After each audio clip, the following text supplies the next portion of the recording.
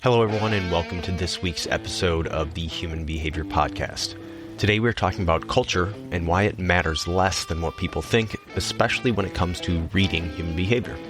Understanding culture is laboriously slow, heavily nuanced, and in today's world of mass communication and global connectivity, humans have the ability to choose what culture they belong to. The human behavior principles that we discuss rely on human behavior characteristics which demonstrate intent. Culture can create idiosyncratic displays, rites, and rituals that have no or nominal bearing on threat prediction and hostile intent determination.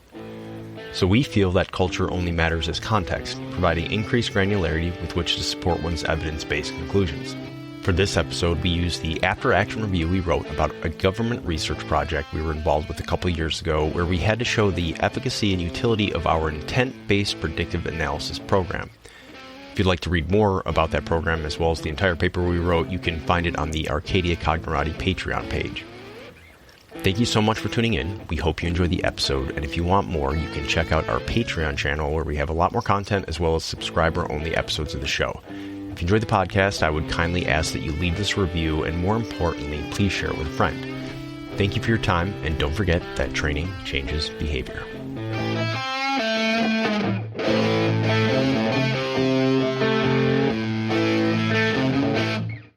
All right, and we're recording, Greg. Good morning, and hello, everyone who is tuning in. Thanks so much for joining us on another episode of the Human Behavior Podcast. And so, Greg, today for this episode, we're going to talk a little bit about culture and how it relates to, reading and understanding human behavior, because it's one of those things, and we've done a podcast about this a while ago, but this one's going to be a little bit different. Yep. About, we're not as concerned about things like culture and the other things people bring up, like, trait theory and psychology, all that stuff that might be useful in some area.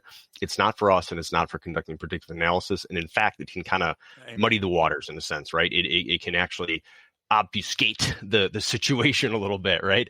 And so it makes it harder to determine intent, which is what we focus on. And so one of the things we were involved with a couple of years ago was a program through DARPA. If anyone's not familiar, it's the Defense Advanced Research Projects Agency. They do all kinds of cool stuff, everything. They built satellites and drone technology, and, they have a levitation and invisibility department. I mean, it's really, really cool stuff. But they do a ton of research, and one of the things they want to bring futuristic stuff, that say take a technology that's 20 years away and produce a working model in 5. And they also study and research what different theoretical concepts to see if there's work. And that's what a lot of people don't know about the Department of Defense is they study everything. And so that's why we see a lot of stuff, and people, if you're listening, you hear us kind of complain about different studies or things that are coming out. We're kind of like, look, this has already been thoroughly researched and you're wasting your time. But anyway, that's a different, that's a side note there.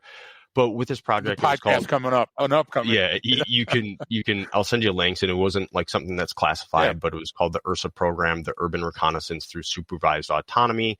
So, basically, they're trying to look at bots and training different algorithms and machines to kind of determine hostile intent. So, obviously, when it came to intent stuff and looking at different behavioral-based programs, Greg's phone rang and he got a phone call a couple of years back and said, hey, this is what's going on. Would you be interested? And that's how we got involved. So, Greg, I'll kind of give you a chance to sort of set up and talk a little bit about what it was about. And then I want to bring up, we kind of had to put something together for an after action of what we thought. And it really got into culture and human behavior and what's important, what isn't. So I want to talk about that. And of course, the Patreon subscribers can read through that entire document on Patreon. Yes. But I'll let you start by setting up the DARPA program. And then if it's okay, I'd kind of pick apart some of the things that you talked about and ask you questions on it. No, I love that. And the first thing I want to leave our readers, viewers with is that Brian and I were involved, Arcadia and Brian and I were involved for 18 months with DARPA and with the Stanford Research Institute, working together on a complex problem. Why is that important? That's because they didn't just call and ask an opinion on something, and I gave opinion-based testimony. This was rigorous testing, evaluation, which means it's not peer evaluation. We didn't just write something and say, Shelley, what do you think? And she said, yeah, Frank. And 18 months is enough to look at the underpinnings and look under the hood and kick things around And a study, okay, was not only commissioned, but then it ran its course, and then there was after action reviews. And so the Urban Reconnaissance through Supervised Autonomy, or URSA, was to improve techniques for rapidly discriminating hostile intent and filtering out threats in complex urban environments. So let's just look at that very quickly. So rapidly, speed is of the essence in a hostile environment, specifically a non-permissive or semi-permissive environment. Do your homework, read them. Figure out what that means. Go to Patreon, read the entire study. Rapidly discriminating hostile intent means that you're filtering out non-threatening behaviors because they flood the net. That's too much noise for your pure signal. And so urban spaces, the reason that they chose us, and the subsequent one, the one right after that, was tunnels and underground spaces. But on this one, urban spaces, mass threats.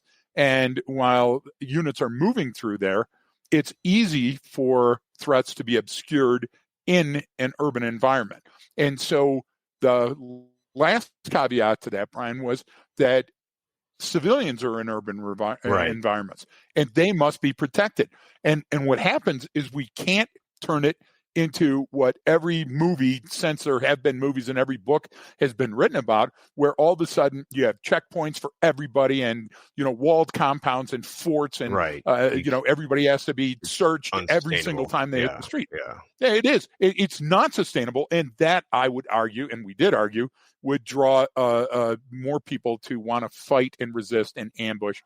So the idea was that URSA was an incredible program, 18 months, DARPA changed leadership, and the leadership that was incoming said, we see that you've proven your point that your program can discriminate hostile intent. That's a huge takeaway, folks. Read about it. The second part was that they said, but we think culture is much more important, and therefore our new leader on this program has a more philosophical approach. So, we're going down that path. And I think it's the first time in history that we can say that Arcadia said, thanks, DARPA, but no thanks, we're not going to continue.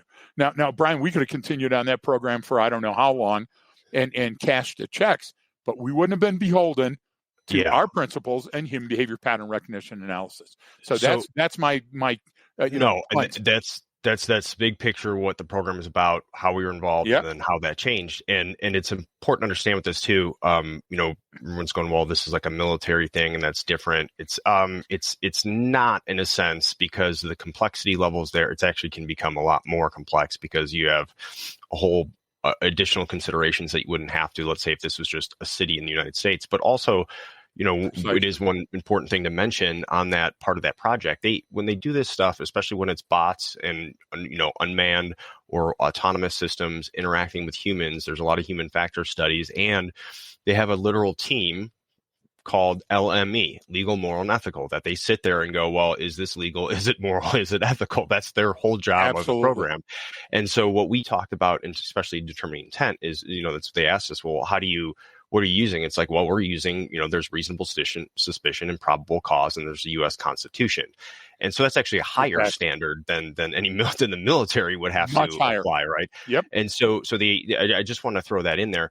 But the big shift, and we get questions about this a lot, and people talk about things a lot about culture, and well, that's different because in their culture, and that's different because I was part of this culture, and culturally this, and it's about the culture of the organization. And there's culture is not difficult to define, because meaning there's different definitions of it, literally meaning the arts, social institutions, achievements of a particular nation, people, or other social group. But there's things like language, ideas, beliefs, customs, codes, tools, techniques, rituals, ceremonies, right? There's all these different things that have to do with culture, but there's always new cultures. There's new ways to create it. You get to be part of many different cultures, So it's not very clear cut necessarily. And so that makes it a little bit more complicated. And plus you can self-identify in a culture that you technically were never part of, but you can just raise your hand and say, well, I'm in this culture now. So it's like, well, wait a minute, where's the value in this? So one of the things as part of this, like you mentioned, was, and the reason why we're talking about this today is, we have to do after action review and do different type of write-ups and talk about, what we think went on in the program where it was. And during that process, and folks, like I said, on the Patreon side, you can go read the whole thing. It's not that long. I think it's 6 or 7 pages, just about pages. What it was about. Here's the questions it answered, and here's what our thoughts were. But in this, we really got and defined culture and why we don't think that's a good way. So that's what I really wanted to get into. And Sure. And Greg, one of the things you wrote in there is you said culture is of minimal significance in determining human intent. Humans rely on stimulus-based coding. Humans follow the same code when acting out rote, autonomic, sympathetic, or parasympathetic behaviors. Higher function ideas like those decisions with demonstrate intent deviate from the code as to be measurable or readable as anomalies. So right off the bat, there's a lot in there. There's a lot of meat on that bone. It's a great little paragraph. And you started off by saying humans rely on stimulus-based coding, and you kind of explained a little bit. I'd really like you to elaborate what you mean by this. So thank you, by the way. And remember that we did not have an adversarial intent when we wrote this.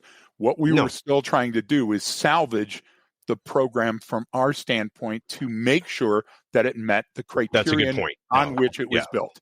Yeah. Okay. Because here's what they said. These are the deliverables. And then in the middle, they changed the deliverables. And that's why this was so important to us. So look, everybody, we were designed with survival in mind. That means that we're always seeking out the MDCO, the most dangerous course of action first, whether we know it or not. And critical thinking is essential, but it also includes cognition, which takes more effort and more time. So the whole reason for HBP-RNA is it increases your cognition in the same amount of time as you're given to make a decision. So now you're in essence making a better decision faster. So you can manipulate time, but the rules of time have to be understood at the beginning, right? So the essence of advanced critical thinking, the essence of pattern recognition, which is an underlying element, is stimulus-based coding. We do great when we repeat behaviors. We don't do so well when the order of the external stimulus is mixed up. When we sense that it's seemingly unpredictable. And that's why we love gaming. And Brian, when we're together, I'm always talking about gaming and Vegas, but from the standpoint of human behavior. We're not exactly sure what'll come next on the next pull of the slot machine or the next throw of the dice. And betting on that outcome only makes it more interesting and challenging to us. So we want to be there, right? We salivate, the brain's chemistry changes. So we argue at HBP-RNA that almost nothing's unpredictable. And I go back to probably 15 years ago. I often cite now the work by the late Dr. Bill Harrison in Slow the Game Down. And those folks are still out there. Look them up. Yeah, his son continued that, didn't he? Yeah. Right. And it's such a great program. But let me give you a baseball example. When we're at the mound, we can't tell what pitch is coming next. So we immediately MDCO it and think it's unpredictable. Until and unless we study the physiology, distance, speed, last pitch, last series of pitches, and so on. Now I know this because Shelley's twin brothers are the real baseball and the fantasy baseball and all the stats and stuff, and they collect the cards. And I've known them for 35 years, Brian. They can tell you what the likelihood of the next batter hitting on this pitcher and how that would change if it was right or left-handed. Well, that's what we do, okay? And even though we're concerned that the stimulus is too fast and has too many variables, the pitcher can change. They have free will. The gift of time and distance limits those variables. It only accounts for those that demonstrate artifacts and evidence that support reasonable conclusions. And because we don't come in with a conclusion, all we do is observe baseline activity, the conclusions manifest themselves. So intent becomes readable. Intent rises above or falls below a baseline, and therefore that anomaly can be detected. So if it wasn't possible to slow the game down, one, we wouldn't have baseball as our national sport. Two, some batters wouldn't be better than others, and three, some pitchers wouldn't be better than others. So I want to, if you can, just elaborate on that, because you brought up some great examples with the baseball one, and you talk about even baseline knowledge. Let's say you're all the way at that pro levels. Those batters know they have a profile for the specific pitcher that they're facing. right? And they know And what their the range weather is. and the Well, humidity, Brian, and and the and dirt all that that, they're but standing on. I Yeah. know you didn't see this, but I wanted to mention because it just like came out not long ago. But A-Rod did a little social media video thing, and he explained, he's like, look, when I'm in that batter's box, and he had a mitt and he had his hand, and he said, I want to show you what it looks like from my perspective and what I can tell what the pitcher is likely going to do. Because when you hold when you hold it for a changeup, you have to hold it this way, which means you have to put the ball deeper into your glove. So I'm looking at his wrist is all the way up into that glove. Well, when you're doing a fastball, you can hold it down here and you have a certain amount of fingers that you have to use. Now his wrist is going to be below that mitt. So he went into everything, but that's all anticipation, conducting predictive analysis, knowing about that pitcher. Yep. Now, I like the sports analogies, but as you know, in the real world, especially in a combat or kinetic situation, you don't get all of that background information. Now there still is that you can do in baseline things, right? There's not as much complexity as people think that there is, but it's different because well, if you're U.S. military or police or something, you have rules that you have to follow. The other side doesn't. In baseball, everyone's got to follow a certain set of rules agreed upon before the match, right? That's not true in real life, right? Only one side has to play by the rules. And so it's a little bit different, but I just didn't want to add that in there because that was all what you were talking about and how he did it as this high-level operator, right? So training is the function of teaching your personnel that all of those variables exist. Because once you understand that, then you're not pedantic when you go into another culture and just assume that you'll be able to roll with everything. Now you will because of your tacit and experiential knowledge, but to make an informed decision, there needs to be training beforehand. So that training will expose things like this. Wait a minute. They eat with their mouths. They don't, inhale the food through their nose or try to, use eardrops to hydrate. Okay. Once you understand that, Brian, then you're on a path to accelerate learning because your brain assimilates all of those new and incoming changes based on the original file folders that you were given. We've been given the ability to do that. Read the Tower of Babel in the Bible. If you're a biblical scholar, you'll get exactly what I'm talking about. But let me give you a religious example. Let's look at, and Brian and I were made honorary Jews. We were lucky enough to work with a community in Muncie and other places to help them secure their synagogues and make them harder targets. And I want you to take a look at not only the Jew culture, but I want you to walk down the street and go, okay, in the United States, there's four major branches of Judaism. There's Orthodox, Reform, Conservative, Reconstructionist, right? Now, I want you to walk down and point out a person and tell me which they are. Now, I also want you to understand that the person may be a non-practicing Jew, not a Jew, a Hasidic Jew, right? So now what I have is I have this ball of information that I'm trying to consider as I'm on patrol. None of that helps me determine intent, threat potential, or that an ambush is imminent. So what we did is we came in with the idea that while all this information is critical in establishing a culture is merely context. So at the very end of the process, I can, like, for example, Brian, I need to understand that it's culturally significant to do A and B.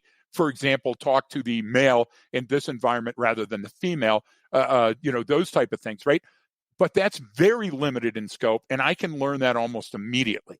Right. What they wanted to do is rapidly determine hostile intent.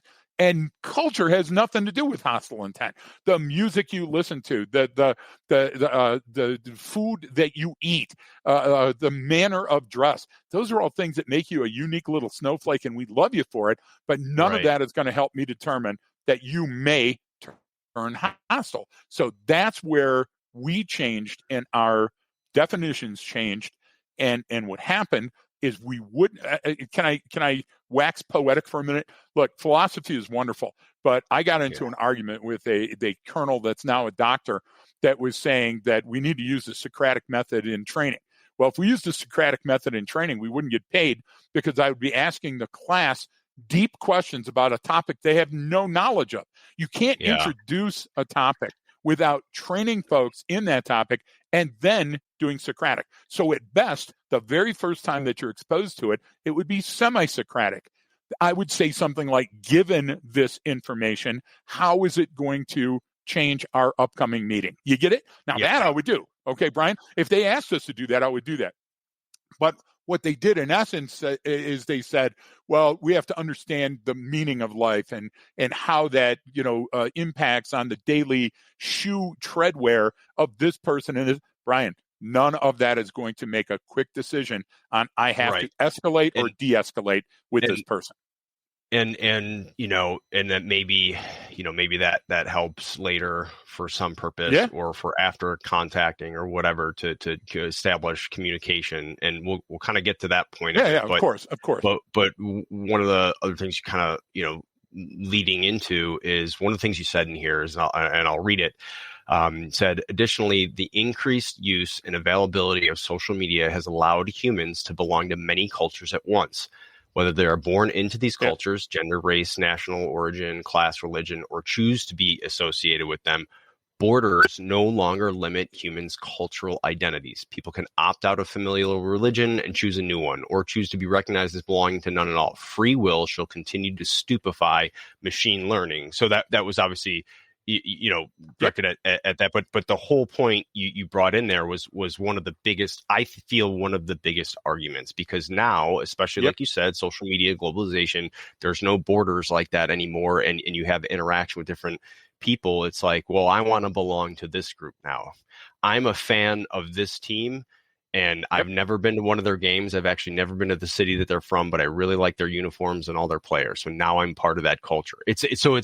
It's odd because that's not how it used to be, right? You used to come from a culture, and you could tell a little bit about that. Even the culture of like the neighborhood I grew up in Chicago is different than the culture one neighborhood over. I mean, very vastly different. But that came from historical precedent of different immigrant groups bringing in their different rites and rituals and things that they did from their country into a new one. So this is, I think, one of the biggest arguments about it. So could you explain what you mean, about that? Stay with us. We'll be right back.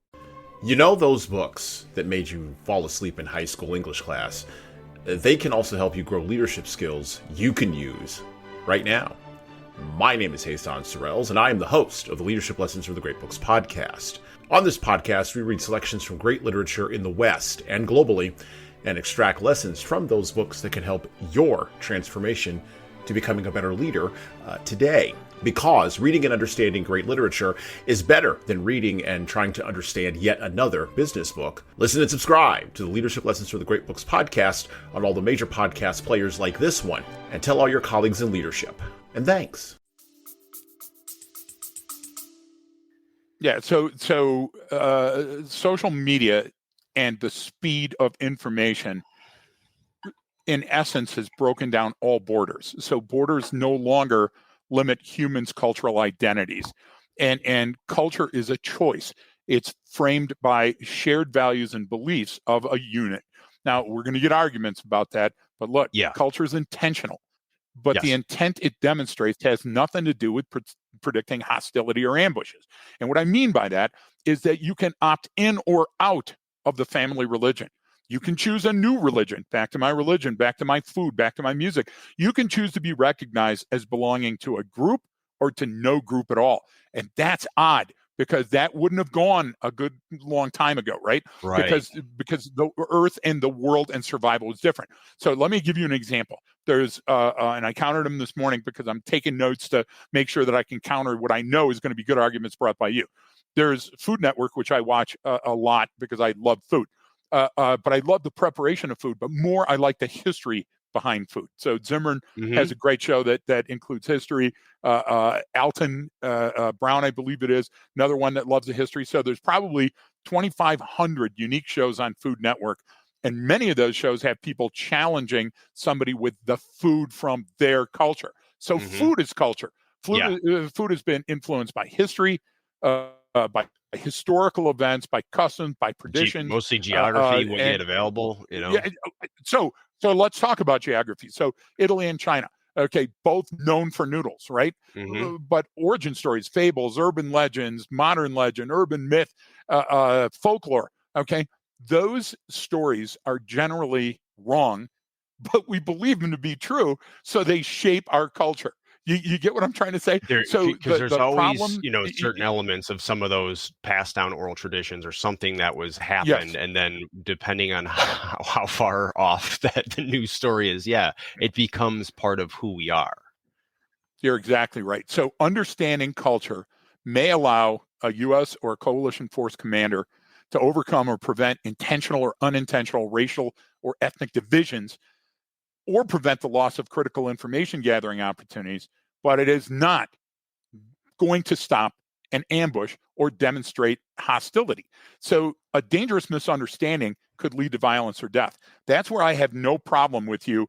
For example, Keokle, look it up, folks, made a big thing about not touching with your left hand and not showing the bottom of your talking boot. about culture, like military members going to like the Middle East and different stuff, and what Exactly. they Yep. taught beforehand, and I remember that, and How never... much, Brian? How much of that proved absolutely significant? And do me a favor, could you tell your classic, George Bush the classic story? that's why I was to say, Please. you knew I was going there. The classic Perfect example story. is when George Bush, when he was president, went and visited Iraq, and he had that press conference, and the one Iraqi reporter who was one of them that was in there, he threw his shoe at him, and ducked it, and he threw another one, and he ducked it, missed. Exactly. And then every cable news channel and every news agency had on their subject matter experts about the Middle East going, well, in that culture, that's very disrespectful. And it's like, I don't care where you're at. If you're up speaking to a group of people and someone throws a shoe at you, they're not saying, hey, I noticed you could use a new pair of shoes.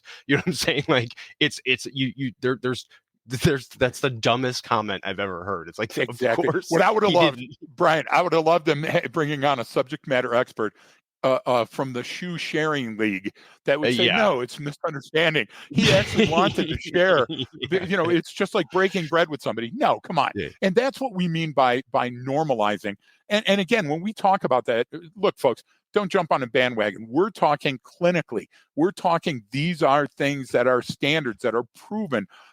You know why I like what we do rather than, and why I argue with Andrea all the time, philosophy is wonderful, but philosophy is not like math, and it's not like entropy, and it's not like gravity. I can look at those things and I can understand how they're going to affect a future encounter, but I can't do that. I can't do that with the lens of philosophy. So you can fool somebody easily by adopting a manner of dress, okay, or being a person that speaks the language like an insider. But you know what? You'll still be found out when it comes to your intent.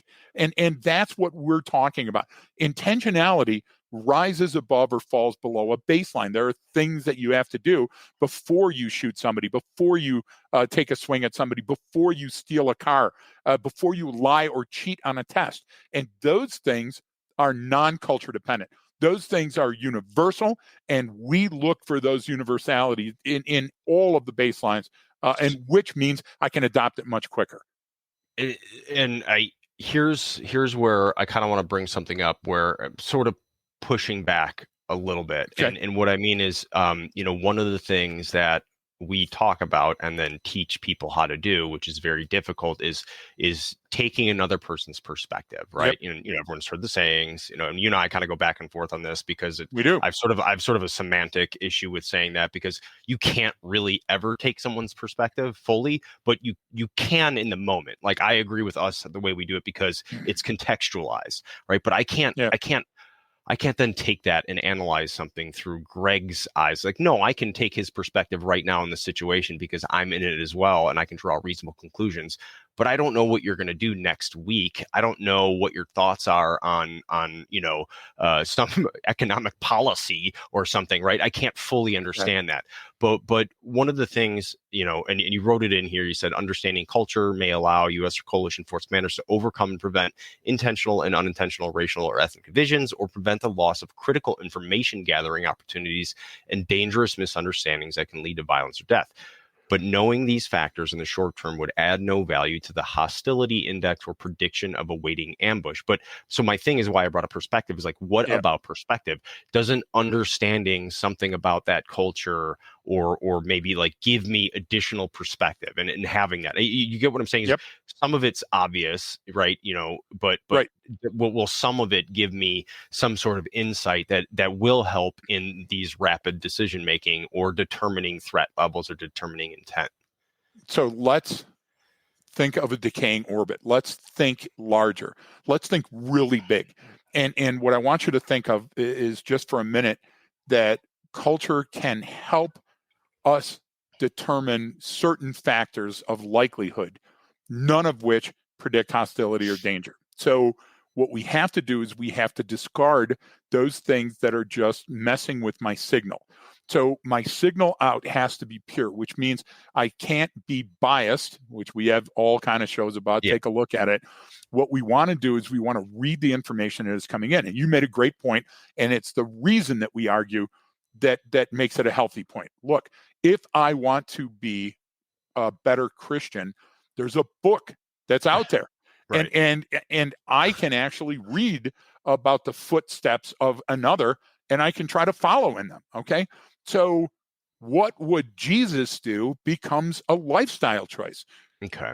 Now, I can likely predict what Greg is going to do faced with this information now. What's he going to do right now when I turn on the red and blues? What's he likely going to do if his car crashes because he's done this? And I can base that on a number of articulatable factors. But I can't project that space-time.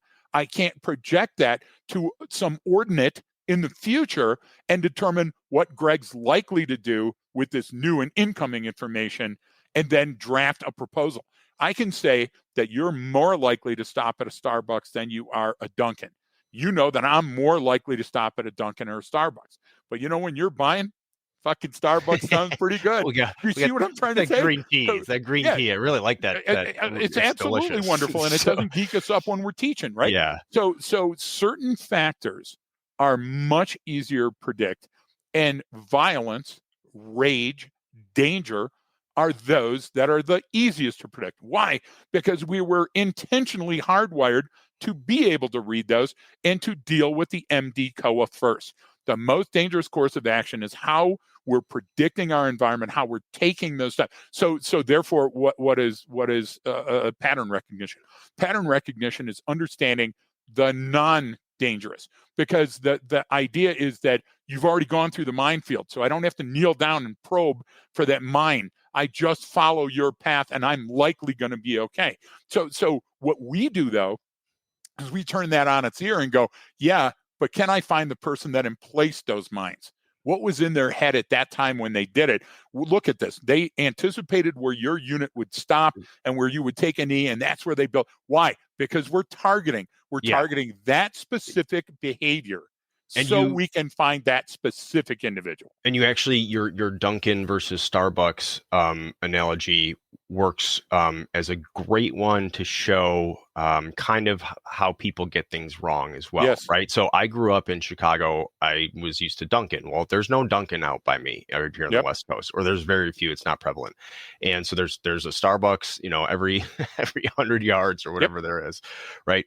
So, you can't draw any conclusions on the fact that I bought my coffee at Starbucks instead of Dunkin' Donuts unless you knew something about me. Now, and it's the same thing with you. I mean, it's people go, he must. We draw and we attribute value to observations that you can't based on meaningless. Very meaningless, exactly. and it's like they are meaningless. And so It's just that's a great one on kind of So why people get things wrong. It's like the person who tells you what type of person someone is by the type of car they drive. It's like, they're okay, full of shit. It's so the dumbest thing I've ever right, heard. it's a parlor trick. So let's add something into the equation for the folks that know us and have followed us for a good long time. Shelley. So Shelley drinks more coffee than any human being should, and for pound, she could coffee drink you under the table if there's such that's a thing. a thing. Right? Now, Shelley's also a coffee snob. Shelley likes certain coffees and she doesn't like others, and she won't drink Starbucks. Stick around her for 5 minutes and you'll understand, because of Starbucks' past political views. Yeah. So Shelley is unique in that the more you know about Shelley, the more you understand her, because she wears all her emotions on her sleeves and has no fear of discussing with you why she won't drink Starbucks, because she doesn't want to pay into that machine. So now that helps. What did we just do? We didn't learn something culturally about Shelley. We learned something personally about Shelley. Yes. Now, that helps us determine that this morning when you pull up to Starbucks, we're probably going to have to go another mile and a half and get her another coffee. Yeah, exactly. Right? But that doesn't project forward that there's never going to be a time that Shelley is going to recant that, and based on a number of other factors, choose Starbucks. That's what we're talking about. You can only prove what you can prove, okay? Demonstrating likely intent tends to show, and guess what? Intent is the key. So if if culture is intentional, that doesn't mean it demonstrates intent. What it means is that you chose to wear this clothes. You chose to learn that song. To eat a specific food on a day and celebrate when the moon is in line with a brick, right? I mean, come on. No, you can't. Yes, I get what you're saying. It's the choices that I make, because humans have free will, not as much as we think. I mean, a lot is driven by, catecholamines and different hormones in the body, more so than we think. We think we're making these choices on our own, but a lot of times it's not. But when it comes to things like that about, especially cultural things, I don't necessarily even know much about that person anymore. Music is, which we use all the time, is such a great example, because, the ones there was a song a few years back that became a popular, like they redid it for, like, it was in a movie and then they kind of redid it for kids. And the line is, I forget the name of the song. It's, I can't feel my face when I'm with you. Well, that's about cocaine and doing so much cocaine, he can't feel his face, right? But this kids are singing along, not knowing what that means, or not knowing it, and enjoying it. You're enjoying it for two different reasons. And the interpretation is so vastly different that if I were to use just that piece of knowledge I know about that song as going like, well, this kid's holding a key of dope, in his backpack. So there's your PC, but there's your probable cause for the search warrant. Wait a minute. No, but look, ABBA. I have every ABBA song ever written or sung on my run mix. Why? Because it makes me feel good. When I hear it come on, I can belt out all the words to it. It's like Journey. Don't stop believing. Everybody knows that song, and everybody can sing it. So those licks are what's important to us, but that doesn't determine our culture, and we can't look at that and determine that we're going to strike out during an ambush. So what are those signals, and why? Look, DARPA told us these are the exact signals that we want to look for. And then after 18 months, they said, okay, well, we're going to go in a different direction. So we went in a different direction, because that's all we do. Brian, we don't help your company and their bottom line by increasing efficiency through, dexterity. Supply chain management. You get what I'm trying to say? What we do is we increase your ability, your capacity for cognition and critical thinking, which means that you can pay lessons forward to anything that you do. That's what we do. We don't build socks. We don't create a better combustible, fuel source. So we stick to what we know. And once that goes outside of the purview and you start with shit like stoicism and philosophy, and I'm not against philosophy, but I'm trying to tell you that philosophy has never, ever, ever predicted a crime. Do you get what I'm trying to say? And so stay in your lane. It's never won a war or a bar fight or gained you. It started a couple, maybe, but right? No. And well, that's why I always say my line is my favorite philosophers are all physicists, because they have such a deep understanding of how the universe works and how the world works. And when they do it for a really long time, they know what we can prove, they know what they think, and they know what they don't know. And so when they start thinking about, those deeper questions, there's some really, really good insight in there. And that's why I always have that line. But, to kind of go back to this, one of the things you said, sort of towards the end, you said in current and future instances of cross-cultural psychology, human actors will be able to portray cultural alliances or non-hostility in an attempt to fool U.S. or coalition forces. Body bombers and snipers do it every day. Criminals, terrorists, insurgents, that's what they do. Con men, confidence men, right? Same thing, right?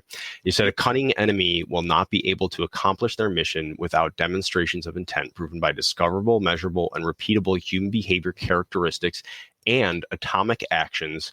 And then this was referring to the program we're on. So from the Combat Hunter program principles, you said you can fool a bot when it comes to your culture, but you would have to sacrifice mission accomplishment to hide your intent. What do you mean by that? Especially you got into, of course, we talked about portraying, belonging to different type of cultures and using that to assimilate, using that to fool someone, urban masking, social camouflage. There's all kinds of different things you can do, but you kind of summed it with, you'd have to sacrifice mission accomplishment to hide your intent. What can you elaborate on what that means?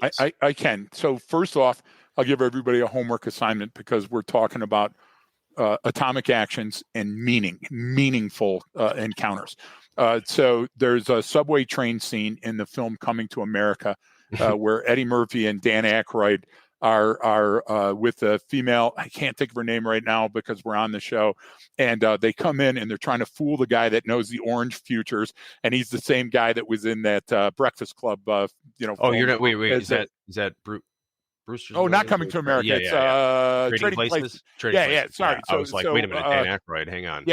So Dan Aykroyd, Eddie Murphy, and the female, that's the Scream Queen. And so they come in, and she's Inga from Sweden, right? Yeah. Although she's supposed to be Austrian, and she messes it up. And Eddie Murphy and Dan Aykroyd are, hey, Haile Selassie University, and they're dancing and they're doing all that other stuff. So the idea is in current and future instances of cross-cultural psychology, human actors can portray cultural alliances that they don't have.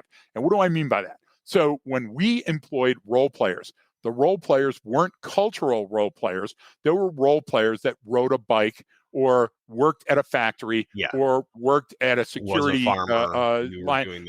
Okay. Why didn't we do the culture? Because you didn't speak the language anyway. And you were there when I had a bunch of generals together at Benning, and they all flew in just to see the demonstration. And what I did is I had a bunch of soldiers that were not from any foreign country. They were just an amalgam of the soldiers that we were given, and they were wearing costumes as if they were in country. And what I told them is, listen, no matter what they tell you, you don't speak English. Tell them you don't speak English in English, and we'll offer a translation. And I did the translation in English to English. And after just a minute of doing that, the general started asking me, hey, ask them about this. Do you remember that? Yeah. So the idea was that we can fool somebody. So I'll give you an example. When we went with DARPA to Muscatatuck, the MUTC, Muscatatuck Urban Training Center, they had role players that were acting out certain roles. Okay. The problem is right back to your, I can't walk in those shoes unless I know a little bit about it.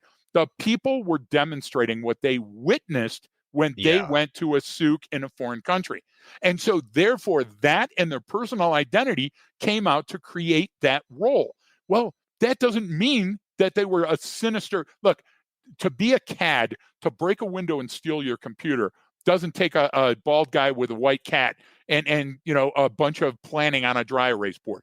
Those crimes aren't perpetrated by terrorism. Doesn't take a huge network of super geniuses looking for cracks. They look for opportunities. They look for people that are coming together. So what happens is when we use cultural role players, We insist upon saying the smells and the sights and the tastes and the sounds would be different. Yeah, they would be different if there was an ambush present, because everyone in that scene is going to know something is different, and they're constantly going to be looking over their shoulder or stepping, whether they knowingly or accidentally or incidentally step behind cover. Those things happen in a crowd. Now, we know we can prove that, but we don't know that we can prove the other one. So we had tests where we determined everybody tonight is going to wear blue jeans and a white shirt. Well, that's remember. That's the thing is that that was our idea was, okay, here's what the test should be. Here's exactly how we can do it is everyone is literally wearing blue jeans and a white shirt, and maybe if you want to, because you're talking about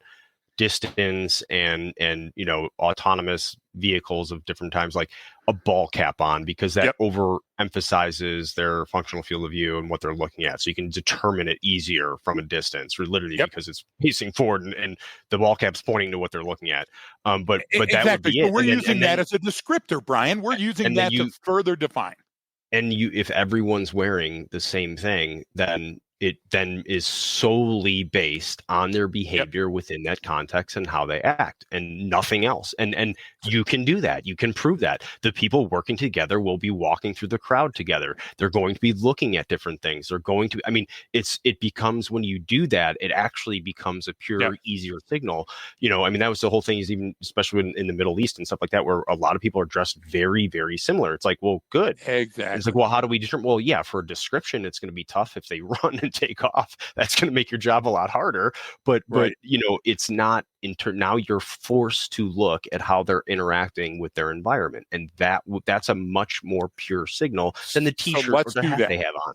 So let's do that. So we were given a situation where there was we were in an area of Pakistan, let's say, and the food truck operator had a RPG and a number of nose cones concealed within his food truck. And he was positioned so he could not only conduct surveillance on the intersection where the bots were going to come in and help the team on the ground conduct a snap ECP, an entry control point. Everybody follow me, slow it down, listen to what I'm saying. So this truck was overlooking this place where they knew the squad was going to slow down and that the bots were going to be involved. And this guy had an RPG and a couple of nose cones. And when the time was right, he was going to pop up from the food truck and he was going to shoot into that team. Now, all the time, he's concealing himself in a food truck that's serving food to people. Okay, so what was he doing more of, Brian? Was he doing more watching? Was he interacting with the crowd? Imagine yourself in that situation. So imagine three situations. Imagine the first situation, that he's just a guy serving food, and what that would look like and feel like and smell like and taste like. Now, the middle one, where the guy's got an RPG at his knees and he's doing the should I stay or should I go? And the last one, where he doesn't give a shit about serving any food, and all he's going to do is blow the guys up with the RPG. Would there be tangible cues to each of those? Well, and could you pick that out against a baseline? And that was obviously even before even anything happened. I think that was one of the times on that one where it was like, why would anyone park a food truck right there? That you would but they had to. They had to for the purposes of the ambush. Otherwise, it wasn't for the best place to park to get the most people.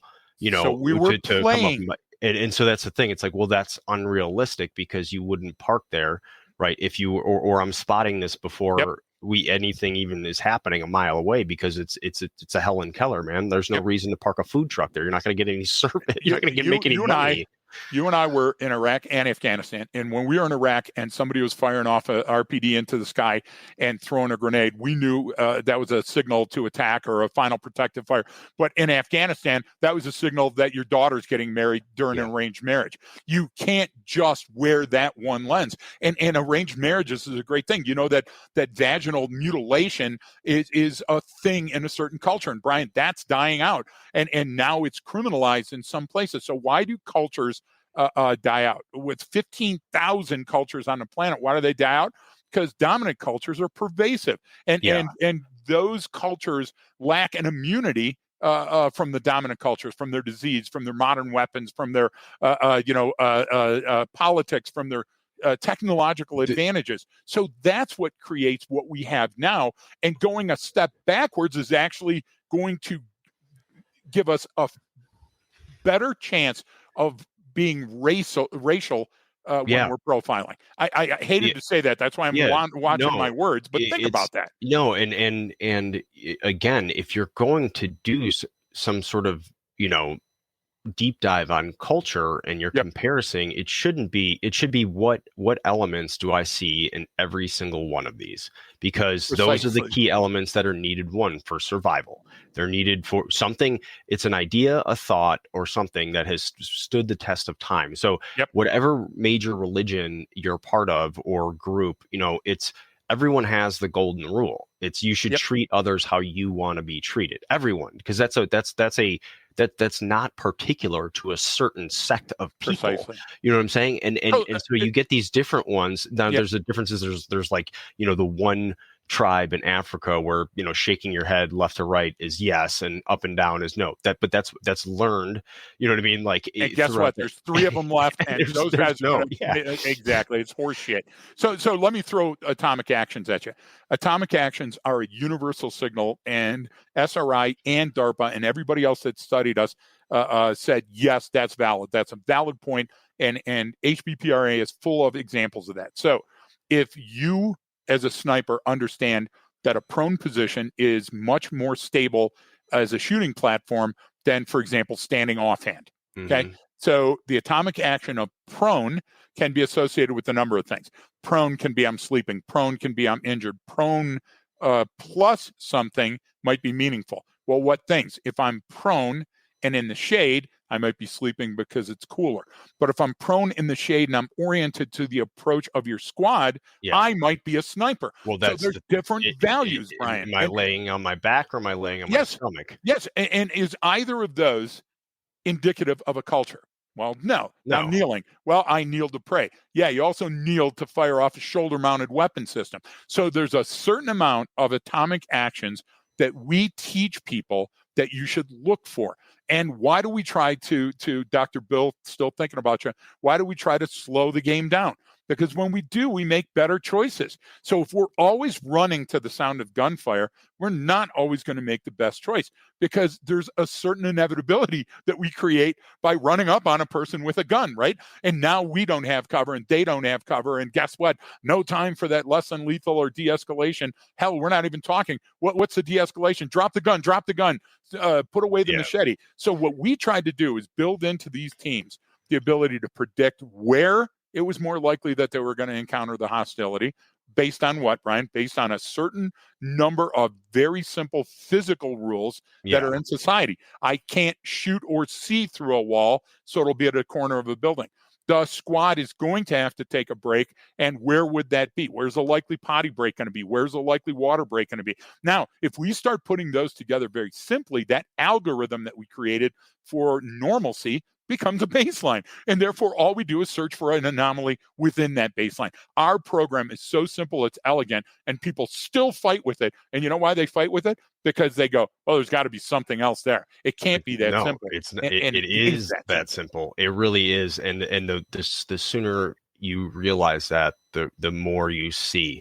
And that was a great one too, because we were actually able to show them they had some idea of this is kind of ambush, and I was able to find, remember we found the one where we had video, it was a Taliban video, so they took the video of them hanging out waiting for the ambush. And I'm like, this is exactly that thing. Look, from a distance you can tell they are at geographically, this is where they're at. There's no reason to be behind that building. There's nothing there for them to be. Why are they hanging out there? Okay, they're under the shade. Got it. But that also provides them with a little bit of screening and a little bit of movement right here. And where do they keep orienting towards? Well, that major intersection right there where they're waiting for the ambush to happen, the convoy to come by. There is no other reason within this context to be there, right? They're clearly showing anticipation. Their functional field of view, and simply where they are at in space and time. That's it. That's enough to determine likely intent. And so you don't need anything more than that. Doesn't mean you have to kill them at that point. No, right. But then all of a sudden, then it's like, oh shit, there comes the machine gun. It's like, well, yeah, of course. What if they didn't immediately start picking up some rakes and shovels and head out into that field and start or a news camera and a microphone to record the event. Brian, you're so spot on that I wanted to pose you very briefly. Can you give me an example? Listen, folks, When I wrote the 7-step terrorist planning cycle, I didn't write it from the standpoint of a checklist. I wrote it from psychological. What would we likely see? What are the things that would happen during that phase that indicate how far out the attack is? And an impending attack, you can find one. So, Brian, do me a favor. What's the difference between observing training and observing a rehearsal? Well, that's training. You'd be training for anything. You'd be training for a marathon. You'd be training for something. You're developing skills. You're training at shooting. You're training at whatever it is. Doesn't matter. But a rehearsal implies that there's already some sort of intent. There's an objective already, because you're rehearsing something that you think you're either likely going to do or see or need to be prepared for. So it's very different, right? Training could be anything, I mean, but a rehearsal is you're going through the motions of something you're expecting to do. So there's an intent behind it, and you already have a purpose. You already have a plan in mind. There's already an objective, right? I guess that would be my definition. So it's an exactly perfect definition for the uses. So if you're old enough to remember the M79, the bloop gun, or if you were brought up on the M203, the idea was that you were shooting a projectile that's going to have an arc and it's going to go somewhere. So the very first time that you shot it downrange, and you watched and you went, ooh, ah. Then the second time they took engineer tape and big circle, and you just tried to get it in the circle. And then what they did is they created a window, out of a target frame, and you had to get it through the window. That's all training. That's all training to make you better at a certain skill.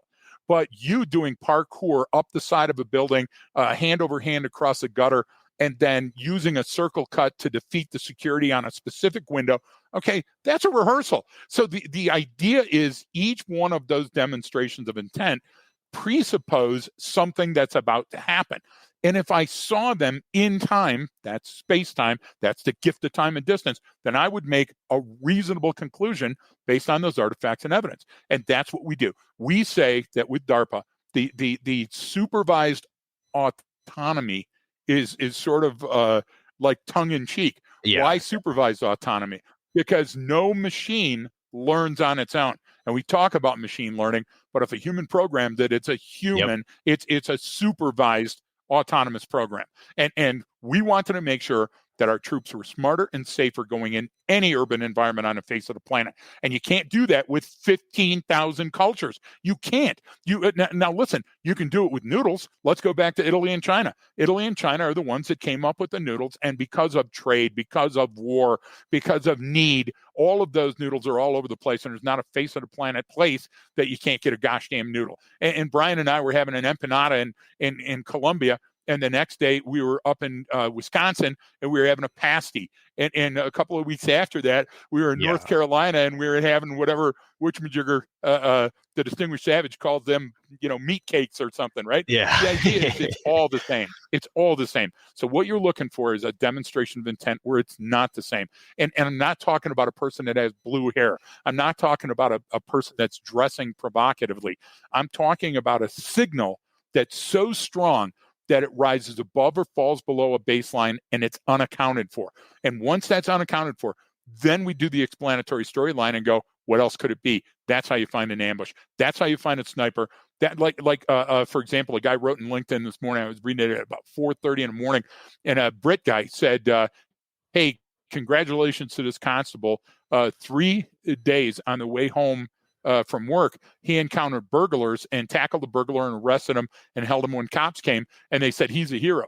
You know what I say? What happened to that shift? Those guys that are working midnight, what are you assholes doing? You need to be out there looking where this, and that guy needs to share that tactic with them so they can find the burglar. That's all we're doing, is we're showing you how to open your brain to assimilate information and utilize that information, co-opt that information to help you support a reasonable conclusion. Don't start with a conclusion, because if you start with a conclusion, you already have your thumb on a scale, Brian. So when we go into these foreign countries, and we're already warning ourselves about what is going to happen, And that's my problem with you immediately start creating different biases when you start saying, well, what about this culture, that culture, this culture, or cultural difference? You're automatically Yep. sort of skewing your observation in a sense, because you're not then looking for some sort of pure signal about Exactly. intent, about a basic atomic actions and functional field of That's view the and key. orientation, because those are physiological that you can't really control even sometimes, right? If I'm sitting here and I'm got my headphones on and I'm jamming out and they're cranked up and I'm looking out the window and I see people walking by and all of a sudden someone, stops and turns quickly and looks at something, I don't need to hear that it was Nope. an explosion over there. I don't need to know. I can tell, I can see that ripple go out through that crowd of people and see the basic atomic actions to go, hey, something just went down. Something just happened over there. Now I'm at the Right. point where I need to figure out what this is. I don't need to hear it. I don't need to smell it. I can see it from a distance and determine what's likely happening. And that informs, of course, Exactly my decision making, my intervention, what I'm supposed to do. But there's no the other problem with culture, because culture stuff is interesting to me. Like I love reading about different cultural anthropology stuff and Yep. and how things change. Like I love how like food is a great one, how it changes from one place to another. They go, man, I had this really cool thing when I was on this trip here. I'm going to try and make it here, but I don't have all of those same spices. I don't have that type of Right. meat. I'm going to make it this way. And then, oh my God, that's really popular now. And everyone's like, well, you stole that from, it's food. All right. It's fucking food. Like every culture Exactly. steals from everyone's stuff because it tastes good. And they go, I want to try some of that in this. And that's actually when you get some of the best stuff. It's a mix of different diverse kind of cultures in their food. So food's just such a great example. Music's another one, because everyone steals from everyone when it comes to music, and everyone wants to say, it's like, well, we had that originally. It's like, no, but you took that from somewhere else. That was Exactly. around Nothing's before original. you. Everything comes and goes. So let's go back to the combat rule of threes and the cognitive rule of threes very simply. Why did I write the combat rule of threes? Because certain constellation of cues that coalesce, that come together, They have definitely indicate certain things are going to happen. For example, no means no on a date.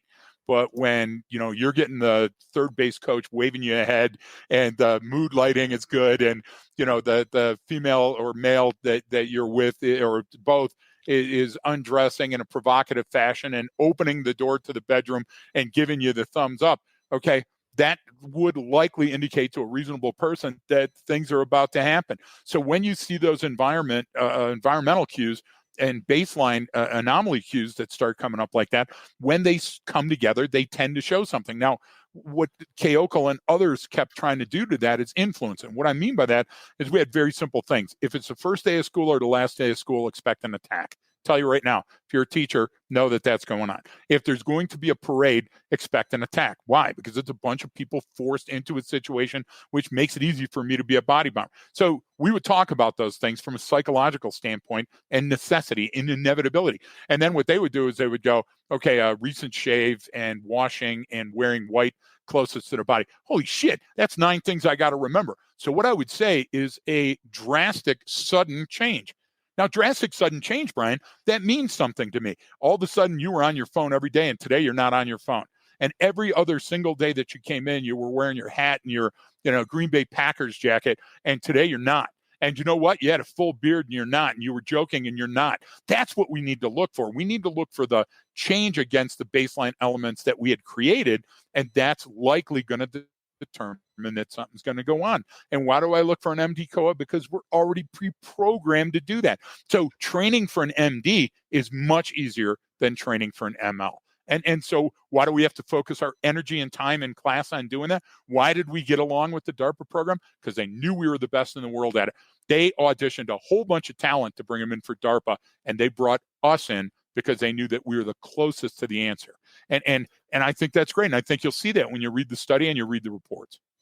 Yeah, and I'll put that on the Patreon side for everyone, for those folks who subscribe, and they can read through that. And this we sort of had.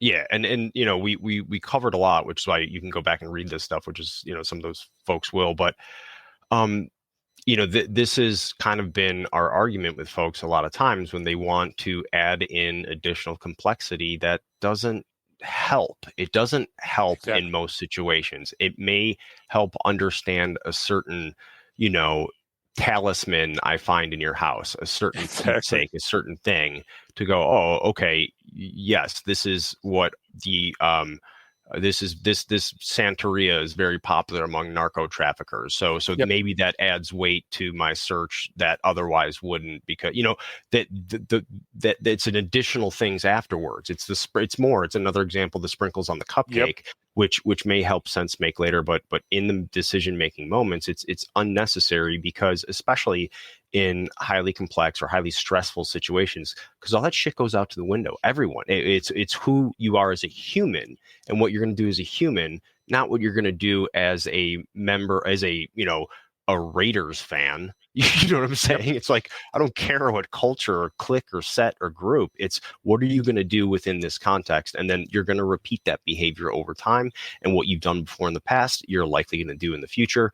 And that's what I can go off of, because it's a much more pure signal, and you're going to be right far more than you're wrong. I mean, that's the only, no one's right all the time. So that's the standard, is, are you right far more than you're wrong? Okay, then you're doing it correctly, because you're onto something. That's it. You're exactly right. You're onto something. So and think about it too. Our gating mechanisms, Brian, are very simple. Look, it works in everything. It's going to make your relationships better. It's going to make your conversation with your kids or your significant other better. It's going to make your social engagements better. But that's not what it was designed for. That's an ancillary benefit. It was designed for semi or non-permissive environments where actors within that would likely do you harm.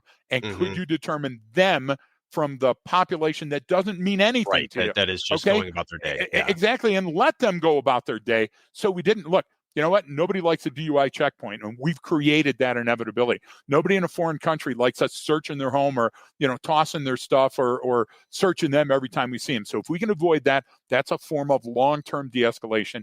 Yes. And our gift of time and distance, the gift of time and distance, allows for that. Cognition solves problems before problems become that dangerous. And you avoid you're doing this because I belong to this group, or you're only doing this because I have this skin color. Very much you're only doing this because it avoids that, because it's a scientific way of looking at the actions and behaviors, not your God you worship or God you don't worship or whatever. I mean, those things are great. They make you who you are as a human, but it doesn't tell me anything about your behavior.